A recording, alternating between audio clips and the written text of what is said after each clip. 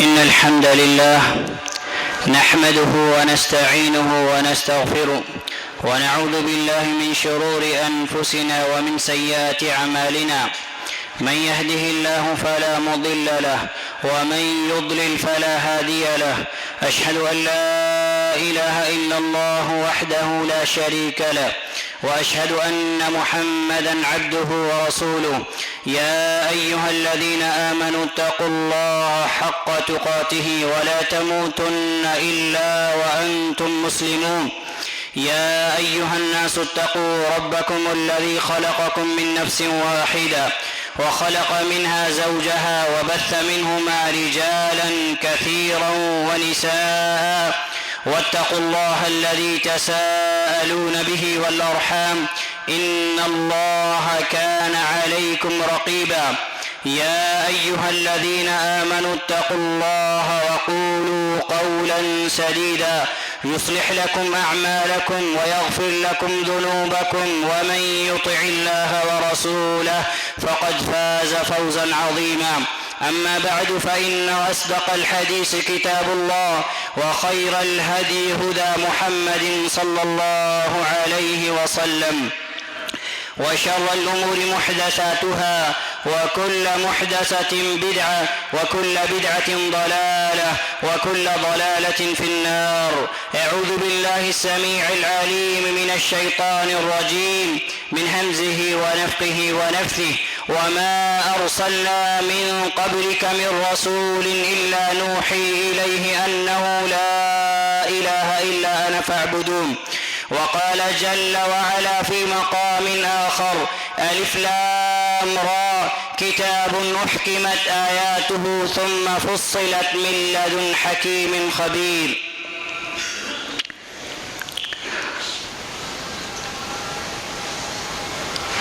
بندوں پر سب سے بڑی اللہ کی نعمت توحید کی نعمت ہے.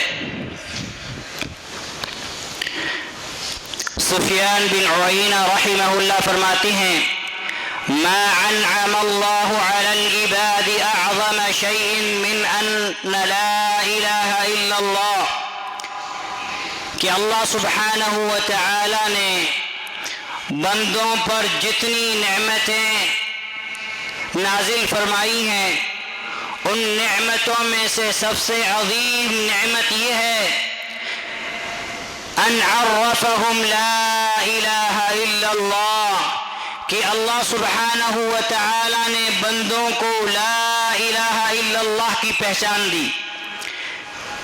لا الہ الا اللہ ای لا معبود بحق الا اللہ. لا الہ الا اللہ کا معنی یہ ہے کہ اللہ کے علاوہ کوئی معبود برحق نہیں، کوئی سچا معبود نہیں. لا معبود فی السماء ولا فی الارض الا اللہ، زمین و آسمان کے اندر اللہ کے علاوہ کوئی حقیقی معبود نہیں. ذلك بأن الله هو الحق وأن ما يدعون من دونه هو الباطل. اللہ سبحانہ و تعالی ہی معبود برحق ہے. اللہ کے علاوہ جن کو پکارا جاتا ہے، اللہ سبحانہ و تعالیٰ کا کلام کہتا ہے کہ هو الباطل، وہ باطل ہے. اور اللہ سبحانہ و تعالیٰ نے یہاں پہ من دون اللہ کا الفاظ استعمال کیا، یعنی اللہ کو چھوڑ کر جن کو بھی مشکل کشا سمجھا جاتا ہے، جن سے بھی دعائیں کی جاتی ہیں، جن سے بھی امید لگائی جاتی ہے، جن سے بھی خوف رکھا جاتا ہے، یہ ساری عبادات باطل ہے. اللہ سبحانہ و تعالی نے جو ہمیں پیدا کیا، ہماری پیدائش کا مقصد کیا ہے؟ توحید ہی ہماری پیدائش کا مقصد ہے. من اجلہ خلق اللہ الخلق، توحید کے لیے اللہ تعالیٰ نے مخلوق کو پیدا کیا ہے. اللہ سبحانہ و تعالیٰ فرماتا ہے وَمَا خَلَقْتُ الْجِنَّ وَالْإِنسَ إِلَّا لِيَعْبُدُونَ، میں نے جنات اور انسان کو نہیں پیدا کیا مگر صرف اس لیے کہ وہ میری عبادت کریں. لیعبدون ای لیوحدون، یعنی صرف اور صرف میری عبادت کریں. من اجلہ ارسلہ اللہ الرسل، توحید کے لیے تعالیٰ نے رسولوں کو بھیجا.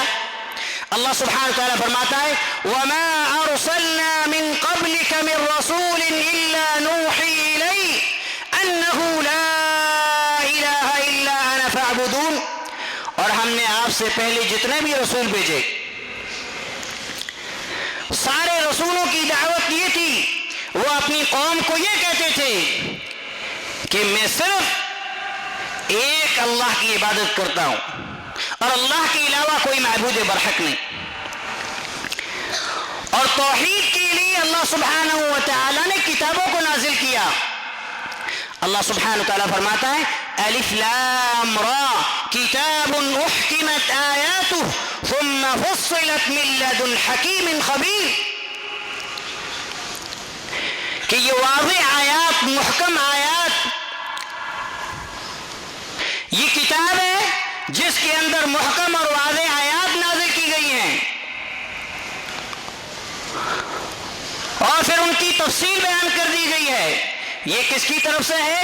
من لدن حکیم خبیر. اللہ سبحانہ و تعالی حکیم اور خبیر کی طرف ہے، خبیر کی طرف سے ہے. مقصد کیا ہے؟ اللہ تعبدوا الا اللہ. اس کا مقصد یہ ہے کہ صرف ایک اللہ کی عبادت کی جائے. توحید کی وجہ سے ہی اللہ سبحانہ و تعالی نے لوگوں کو بانٹ دیا، لوگوں کی تقسیم کی، مومن، کافر، مسلم، منافق. من اجلہ انقسم الناس الى مؤمن و کافر. توحید کی وجہ سے ہی اللہ سبحانہ و تعالیٰ نے لوگوں کی تقسیم کی، کسی کو مومن بنایا، کسی کو کافر بنایا. سب کچھ توحید ہے، توحید نہیں ہے تو کچھ نہیں ہے، چاہے ہمارے پاس سب کچھ ہو. تو سفیان بن عیینہ رحمہ اللہ کا جو میں نے قول جو آپ کو بیان کیا تھا، آپ فرماتے ہیں کہ اللہ سبحانہ و تعالی نے بندوں پر جو نعمتیں کی ہیں، ان نعمتوں میں سے سب سے عظیم نعمت یہ ہے کہ بندہ لا الہ الا اللہ کو جان لے. پھر آگے آپ نے جو بات بیان فرمائی ہے، یہ بات بہت قیمتی ہے جو توحید کی اہمیت کو بیان کرتی ہے، عقیدہ توحید کی اہمیت کو بیان کرتی ہے. آپ رحمہ اللہ فرماتے ہیں کہ جو توحید ہے، جو لا الہ الا اللہ ہے، اس کی مثال مومن کے لیے ایسے ہے جیسے دنیا کے اندر پانی کی مثال ہے. پانی کتنی قیمتی چیز ہے. اللہ سبحانہ و تعالی نے آج ہمیں اس نعمت کی قدر نہیں. ہم افریقن ممالک کی حالت دیکھیں، وہاں لوگ پیاسے مر جاتے ہیں. آج ہم پانی میں بھی اسراف اور فضول خرچی کرتے ہیں. ہمارے نبی صلی اللہ علیہ وسلم جتنے پانی سے غسل کرتے تھے، ہم اتنے پانی سے وضو کرتے ہیں. ان المبذرین کانوا اخوان الشیاطین. فضول خرچی کرنے والے شیطان کے بھائی ہیں، اللہ کا کلام کہتا ہے. وَلَا تُسْرِفُوا إِنَّهُ لَا يُحِبُّ الْمُسْرِفِينَ. فضول خرچی نہیں کرو. فضول کو، اسراف کو اللہ پسند نہیں کرتا. وہ اسراف چاہے مال میں ہو، چاہے خرچ میں ہو، چاہے کھانے میں ہو، چاہے پینے میں ہو، چاہے کسی بھی چیز. مثال کے طور پر لائٹ ہے، ہمیں لائٹ کی ضرورت نہیں ہے، ہم پھر بھی لائٹ استعمال کریں تو یہ بھی فضول خرچی ہے. اس کا بھی اللہ سبحانہ و تعالیٰ ہم سے حساب لے گا. ثُمَّ لَتُسْأَلُنَّ يَوْمَئِذٍ عَنِ النَّعِيمِ. پھر تم سے ضرور سوال ہوگا ان نعمتوں کے بارے میں جو اللہ تعالیٰ نے دی، عطا کی ہیں. تو آپ رحمہ اللہ بیان فرماتے ہیں کہ اس کی مثال ایسے ہے جیسے دنیا کے اندر پانی کی مثال. اور پانی کی اہمیت کو اللہ سبحانہ وتعالیٰ نے قرآن کریم کے اندر فرمایا کہ وَجَعَلْنَا مِنَ الْمَاءِ كُلَّ شَيْءٍ حَيٍّ. اور پانی سے ہی ہم نے ہر چیز کو زندہ رکھا ہے. اگر دنیا کے اندر پانی نہ ہو کوئی چیز زندہ نہیں رہ سکتی. اس کی مثال آپ نے کیوں دی؟ آگے آپ کو انشاءاللہ بات سمجھ میں آئے گی. آپ نے فرمایا کہ لا الہ الا اللہ کی مثال مومن کے لیے ایسے ہے کہ اگر مومن کے پاس لا الہ الا اللہ نہیں تو جس طریقے سے دنیا میں پانی نہ ملے تو انسان مر جائے، تو جس کے پاس لا الہ الا اللہ نہیں تو آخرت میں بھی مردہ ہے، وہ کامیاب نہیں ہو سکتا، وہ اللہ کی جنت کا وارث نہیں بن سکتا۔ اور عقیدہ توحید سب سے عظیم نعمت ہے، اور اللہ سبحانہ و تعالی نے قرآن کریم کے اندر فرمایا فَاعْلَمْ أَنَّهُ لَا إِلَهَ إِلَّا اللَّهُ، تو جان لے کہ اللہ کے علاوہ کوئی معبود برحق نہیں۔ اس آیت سے اہل علم نے یہ استدلال کیا، یہ دلیل پکڑی کہ سب سے پہلی چیز جس کا علم حاصل کرنا انسان کے لیے ضروری ہے وہ عقیدہ توحید ہے، اور اس کی وضاحت اللہ کے نبی صلی اللہ علیہ وسلم نے خود بیان فرمائی۔ آپ صلی اللہ علیہ وسلم بہت بڑے مربی تھے، بہت بڑے معلم اور مدرس تھے، آپ نے بڑے صحابہ تو دور کی بات ہے، چھوٹے چھوٹے صحابہ کی آپ صلی اللہ علیہ وسلم نے عقیدے کی تعلیم دی۔ سنن ابن ماجہ کی ایک روایت ہے جندب بن عبداللہ رضی اللہ عنہ کی، جس کو علامہ البانی رحمہ اللہ نے صحیح کہا ہے۔ حضرت جندب بن عبداللہ رضی اللہ تعالیٰ عنہ فرماتے ہیں كنا مع النبي صلى الله عليه وسلم ونحن فتيان حزاورا، ہم اللہ کے نبی صلی اللہ علیہ وسلم کے ساتھ ہوتے تھے اور ہم نوجوان آدمی تھے، بلوغت کے قریب پہنچے ہوئے نوجوان تھے۔ فتعلمنا الایمان قبل القرآن، اللہ کے نبی صلی اللہ علیہ وسلم نے ہمیں ایمان کی تعلیم قرآن سے بھی پہلے دی۔ یہ توحید ہے، یہ عقیدہ توحید ہے کہ عقیدہ توحید کی تعلیم قرآن سے پہلے ضروری ہے۔ اور آج تو ہمارا ماشاءاللہ یہ حال ہے کہ قرآن تو دور کی بات ہے، ہم سب سے پہلے اپنے بچوں کو تعلیم کون سی دیتے ہیں؟ دنیاوی تعلیم۔ اور اگر ہم مشاہدہ کریں، اللہ کی قسم ہمارے معصوم بچوں کی پیٹھ پر صبح صبح اتنا وزن رہتا ہے کہ وہ اٹھانے کے قابل نہیں رہتے، اتنا بوجھ رہتا ہے۔ آپ اپنی اولاد کو دنیا کا کتنا بھی بڑا انجینئر بنا دیجئے، ڈاکٹر بنا دیجئے، لیکن اگر آپ نے اس کو توحید کی تعلیم نہیں دی تو بیکار ہے۔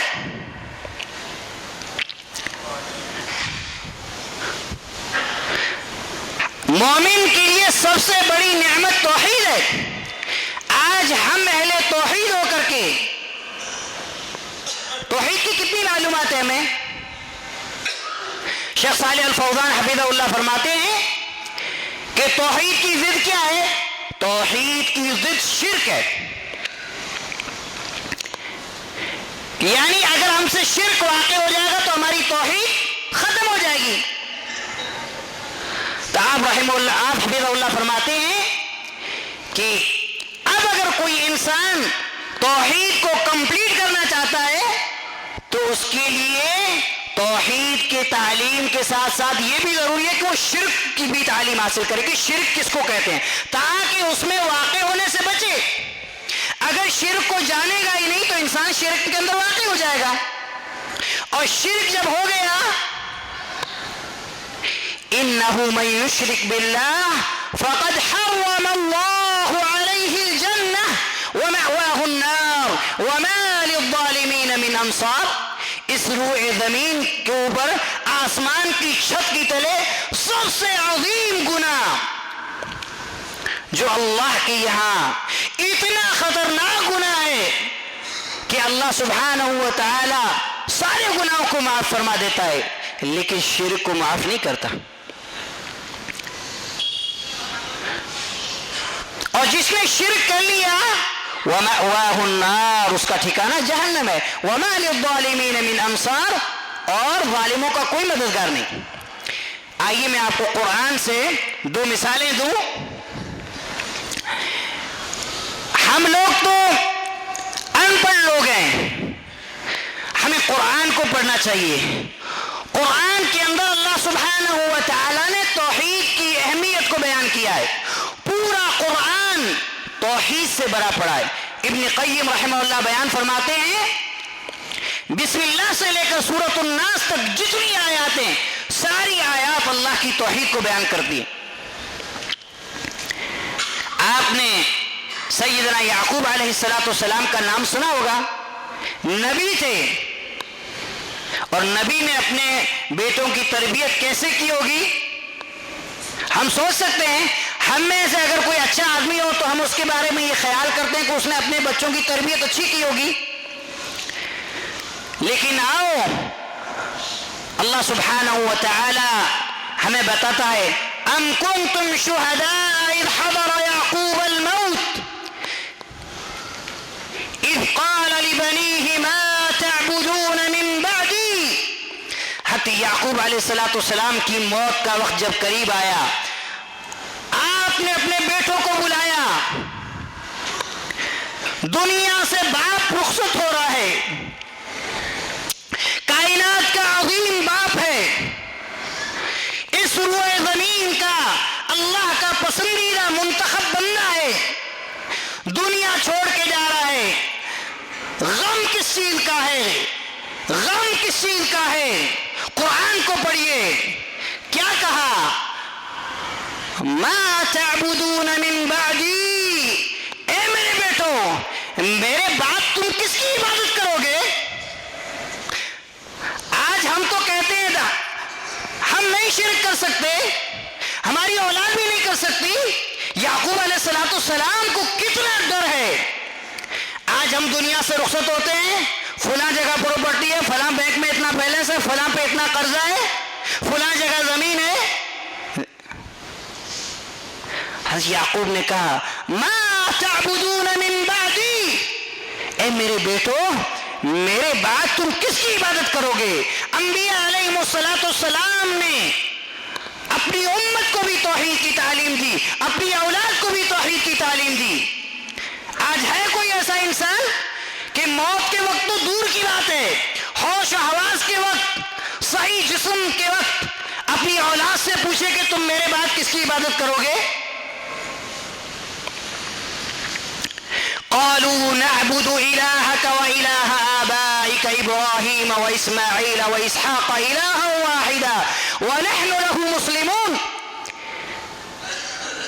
جب باپ نے یہ جواب سنا ہوگا تو سینے کو راحت اور ٹھنڈک پہنچی ہوگی. کہا ہے میرے ابا جان ہم اس کی عبادت کریں گے جس کی ہمارے باپ اور دادا, باپ کون؟ یعقوب, دادا کون؟ توحید کے علم بردار, بتوں کو توڑنے والے سیدنا ابراہیم علیہ السلام. کہا ہم اس کی عبادت کریں گے جس کی ہمارے باپ اور ہمارے دادا نے عبادت کی ہے. اور حضرت ابراہیم علیہ السلام کی بات آئی تو میں آپ کو یہ بتاتے چلوں, حضرت ابراہیم علیہ السلام توحید کا شیدائی, جس نے توحید کے لیے اپنے باپ کو چھوڑا, اپنے وطن کو چھوڑا, سب کو قربان کیا. توحید کے لیے آگ میں بھی آپ جو ہے کود گئے. لیکن قرآن پڑھیے, حضرت ابراہیم علیہ السلام کی دعا پڑھیے, وَجُنُبْنِي وَبَنِيَّ أَن نَعْبُدَ الْأَصْنَامَ. حضرت ابراہیم کہتے ہیں میرے رب مجھے اور میری اولاد کو بتوں کی عبادت سے بچا لے. توحید کی نعمت کی قدر نہیں کرو گے, اللہ کی قسم آج یا تو تم سے یا تمہاری نسلوں سے یہ نعمت چھین لی جائے گی. انبیاء علیہ السلام دور اندیش تھے, دنیا کے سب سے بڑے عقل مند انسان تھے. ایک نبی اپنی اولاد سے پوچھ رہا ہے میرے بعد کس کی عبادت کرو گے؟ ایک نبی توحید کا علم بردار جس کو اکیلے اللہ سبحانہ وتعالی نے کہا کہ ان ابراہیم کان امہ, اکیلے ابراہیم کو اللہ نے امت کا خطاب دیا. کیا کہہ رہے ہیں؟ اے اللہ مجھے اور میری اولاد کو بتوں کی عبادت سے بچا. آئیے قرآن سے میں ایک اور مثال آپ کو دوں. لقمان حکیم کا آپ نے سنا ہوگا, اللہ کے ایک نیک بندے تھے. آج ہم بھی اپنے بیٹوں کو نصیحت کرتے ہیں. نصیحت کے اندر, وعظ کے اندر کس چیز کو ہم مقدم رکھیں گے؟ سب سے پہلے کس چیز کی دعوت دیں گے؟ اللہ کا کلام اٹھائیے, سورہ لقمان کا دوسرا رکوع ہے, وَإِذْ قَالَ لُقْمَانُ لِابْنِهِ. حضرت کہ لقمان نے اپنے بیٹے کو جو سب سے پہلی نصیحت کی تھی وہ کیا تھی پتا آپ لوگ کو؟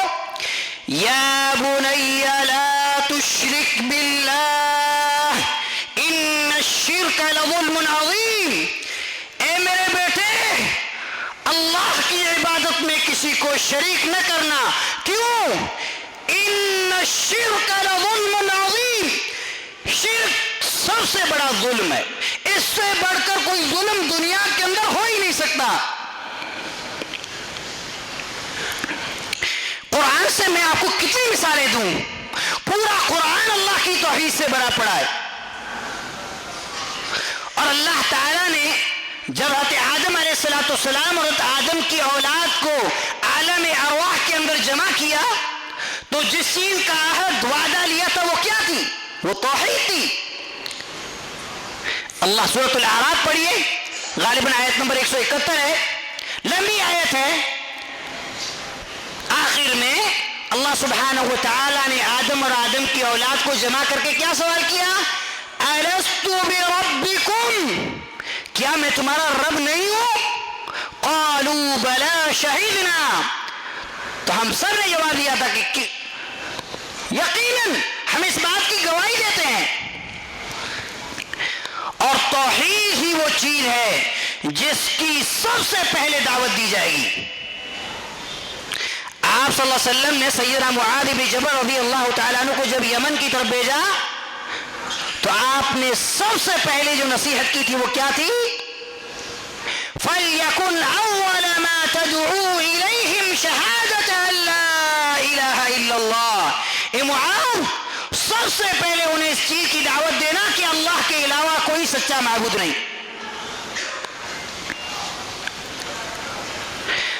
توحید ہی سب سے بڑا معروف اکبر ہے، یعنی جو ہم بلائی کا حکم دیتے ہیں، بلائی میں سب سے بڑی بلائی توحید کی دعوت ہے۔ اللہ کے نبی صلی اللہ علیہ وسلم سے پوچھا گیا ای العمل افضل عند اللہ، اللہ کے نزدیک سب سے افضل عمل کون سا ہے؟ قال ایمان باللہ ورسولہ، کہ اللہ پر ایمان لانا، اس کے رسول پر ایمان لانا۔ اور شرک منکرات میں، برائیوں میں سب سے بڑی برائی ہے جس سے پہلے روکا جائے گا۔ اسی حدیث کے اندر صحابہ اکرام رضوان اللہ علیہ مجمعین نے پوچھا ای الذنب اعظم عند اللہ، اے اللہ کے حبیب صلی اللہ علیہ وسلم یہ بتائیے اللہ کے نزدیک سب سے بڑا گناہ کیا ہے؟ قال ان تجعل للہ ندا وهو خلقک، آپ نے فرمایا کہ سب سے بڑا گناہ یہ ہے کہ اللہ سبحانہ و تعالیٰ نے تمہیں پیدا کیا، وہ تمہارا خالق ہے، اس کے باوجود تم اس کی عبادت میں دوسروں کو شریک کرو۔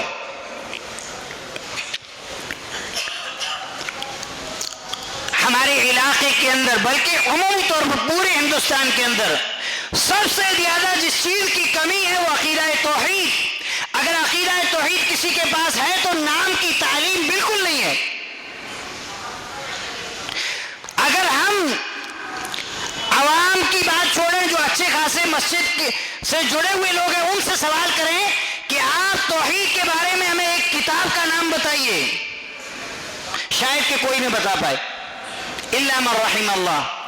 یہ ہماری توحید ہے۔ اللہ سبحانہ و تعالیٰ سے ہمیں دعا مانگنی چاہیے کہ اللہ سبحانہ و تعالیٰ ہمیں توحید کی تعلیم کو عام کرنے کی توفیق نصیب فرمائے۔ اور میں آپ سے یہ گزارش اور التماس کروں گا کہ آپ اگر اپنے لیے، اپنی اولاد کے لیے بلائی اور خیر چاہتے ہیں، ترقی اور کامیابی چاہتے ہیں، اپنے بچوں کو توحید کی تعلیم دیجئے کہ کل جا کے کسی دوسرے کو توحید کی تعلیم دیں گے، آپ کے لیے صدقے جاریہ بن جائیں گے۔ آپ کتنے بھی بڑے بزنس مین، ڈاکٹر چھوڑ کے جائیں ان کو، یہ آپ کی کامیابی نہیں ہے۔ مال یہ اللہ کے یہاں کامیابی کی ضمانت نہیں ہے۔ اگر مال اللہ کے یہاں کامیابی کی علامت ہوتا تو اللہ قارون کو کبھی خزانہ نہیں دیتا۔ اگر غریبی اور فقیری انسان کے لیے باعث ذلت ہوتی تو کبھی میرے نبی کے گھر چولہا جو نہیں جلتا تھا وہ ایسا کبھی نہ ہوتا. توحید کو سمجھو. اور دوسری ایک اہم بات میں آخر میں آپ لوگوں سے کہنا چاہوں گا, اگر وقت ہو جائے تو مجھے معاف فرمائیں, کہ قرآن و سنت کی تعلیمات کو سلف کے فہم کے مطابق سمجھنا یہ بہت ضروری ہے.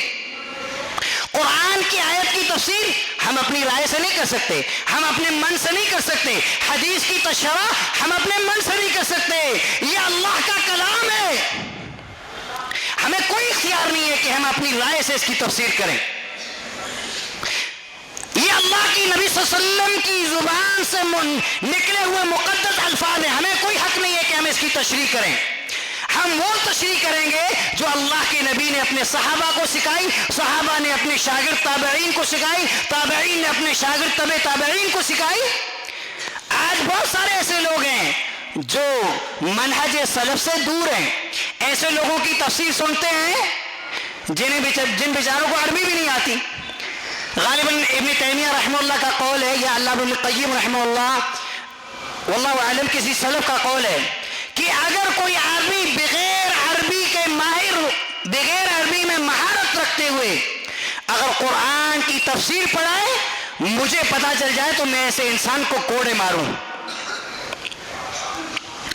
آج دیکھیں کتنے لوگ ہیں, تفسیر کن کی سنی جاتی ہے ہمارے یہاں, تفسیر کن کی پڑھی جاتی ہے, کتابیں ہماری لائبریری میں. یہ بات بہت کڑوی ہے.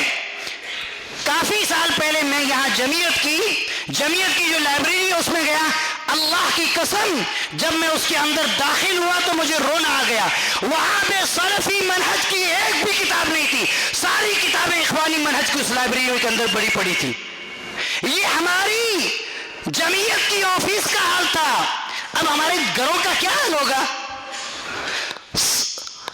سلف کے منہج کو سمجھو, تعلیم وہ حاصل کرو جو سلف کی تعلیم کی اہمیت کیوں ہے. 2-3 پوائنٹ میں آپ کو بتاتا ہوں. الحمدللہ میری تفسیر ہے, اس تفسیر کے اندر یوٹیوب پہ موجود ہے. میں نے بتایا کہ سلف کی تفسیر کی اہمیت کیوں ہے. کافی سارے میں نے نقاط بتائے, اس میں سے چند میں آپ کو بتایا. سلف کی تفسیر کی اہمیت اس لیے ہے کہ ان کا زمانہ نبی صلی اللہ علیہ وسلم کے زمانے کے قریب تھا. سلف کی تفسیر کی اہمیت اس لیے ہے کہ وہ عربی زبان کے ماہر تھے. سلف کی تفسیر کی اہمیت اس لیے ہے کہ وہ اللہ سے سب سے زیادہ ڈرنے والے تھے. سلف کی تفسیر کی اہمیت اس لیے ہے کہ انہیں اللہ کا اتنا خوف تھا کہ وہ اپنے من سے کوئی بات نہیں کہہ سکتے تھے. سلف کی تفسیر کی اہمیت اس لیے ہے کہ سلف کی تفاسیر کے اندر غلطی نہ کے برابر ہے. اور بھی بہت ساری باتیں ہیں. اگر ہم ایسا ٹاپک رکھتے کہ منہج سلف تو اس کے اندر اس کو ہم واضح کر سکتے تھے. اللہ سبحانہ و تعالیٰ سے یہ دعا ہے کہ اللہ سبحانہ و تعالیٰ ہمارے مردہ دلوں کے اندر توحید کی عظمت اور محبت کو پیدا فرمائے. اللہ سبحانہ و تعالیٰ ہمیں اور ہماری آنے والی نسلوں کو تا قیامت شرک کی گندگی سے محفوظ فرمائے. اللہ سبحانہ و تعالیٰ ہمارے علاقے کے اندر ہمارے بچوں کو توحید کا شہرائی اور علم بردار بنائے, توحید کا داعی بنائے, توحید کا ناصر اور مددگار بنائے. اللہ سبحانہ و تعالی ہمیں ہمارے سارے اختلافات کو اللہ سبحانہ و تعالی دور فرما. ہمارے درمیان اختلاف ہونے کی ایک وجہ یہ بھی ہے کہ ہمارا توحید کامل نہیں ہے. اگر ہمارا توحید کامل ہوتا, اللہ کی قسم ہم کسی کا قتل نہیں کرتے, اللہ کی قسم ہم حرام مال نہیں کھاتے, اللہ کی قسم ہم جھوٹ نہیں بولتے, ہم سود نہیں کھاتے, ہم کچھ بھی نہیں کرتے. کمال توحید یہ ہے کہ اپنی زندگی اللہ کی مرضی کے مطابق گزارو. اور میں نے رات کے اندر ایک بات بیان کی تھی کہ بعض علماء نے یہ بات کہی ہے کہ مومن آدمی, موحد آدمی جب دنیا سے رخصت ہوتا ہے تو اس کی مثال ایسے ہے جیسے وہ ابھی ماں کے پیٹ سے پیدا ہوا. ماں کے پیٹ کے اندر تنگی تھی, اب وہ کشادگی کی طرف آ گیا.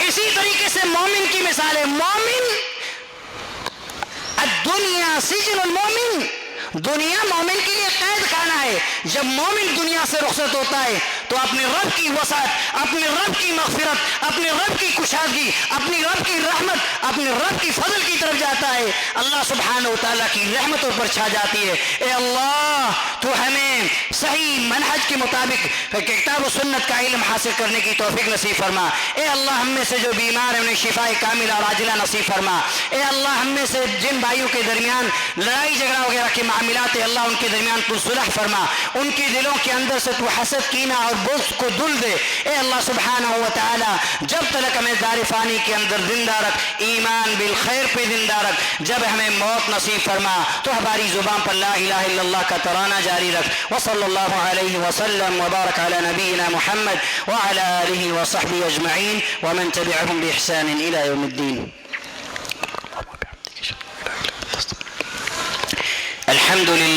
الحمد لله نحمده ونستعينه ونستغفره ونعوذ بالله من شرور أنفسنا ومن سيئات أعمالنا، من يهده الله فلا مضل له ومن يضلل فلا هادي له، أشهد أن لا إله إلا الله وحده لا شريك له، وأشهد أن محمدا عبده ورسوله، أما بعد فإن خير الحديث كتاب الله، وخير الهدي هدي محمد صلى الله عليه وسلم، وشر الأمور محدثاتها، وكل محدثة بدعة، وكل بدعة ضلالة، وكل ضلالة في النار۔